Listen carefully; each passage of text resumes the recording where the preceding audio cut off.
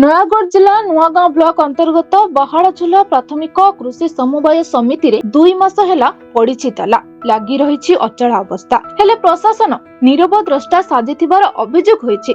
आर्थिक अनियमितता, विभागीय अधिकारी निर्देश को अवमानना और परिचालना परिषद को अवमानना इत्यादि अभियोग समितिर पूर्वतन संपादक विष्णु प्रसाद निशंक को परिचालना परिषद गत 2025 नवेम्बर मास 3 तारिख रे निलंबन करिसेंते। आर्थिक अनियमितता को नेई बहुथर उपनिबंधक समवाय समिति समूह नयागढ़ और नयागढ़ जिला केंद्र समवाय बैंक संपादकों को अभियोग पर बैंक संपादक तदंत निर्देश देथिले। विभागीय तदंतरे आर्थिक अनियमितता थिबार प्रमाण हेबा परे बेरुआबारी समितिर संपादकों को बहाड़झुला प्राथमिक कृषि समवाय समितिर अतिरिक्त दायित्व ग्रहण करिबा पई सहकारी निबंधक समवाय समिति समूह 2025 डिसेंबर 12 तारिख रे निर्देश देथिले।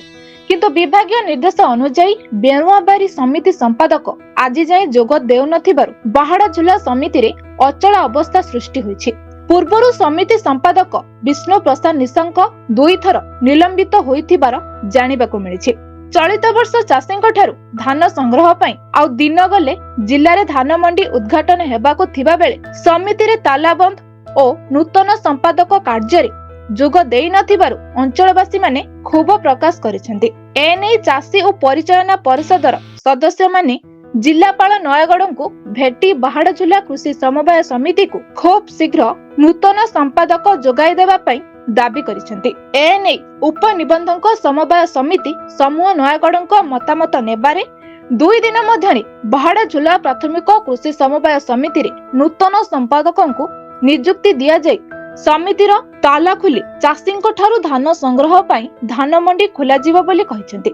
देखिबाकू बाकी रहिला केबे समिति रे नूतन संपादकों को नियुक्ति दिया जाय सरकारी धार्य मूल्य रे धान संग्रह पई खोलुछि मंडी। नयागढ़ जिल्लारु पीके साउंक रिपोर्ट, ब्लैक न्यूज ओडिया।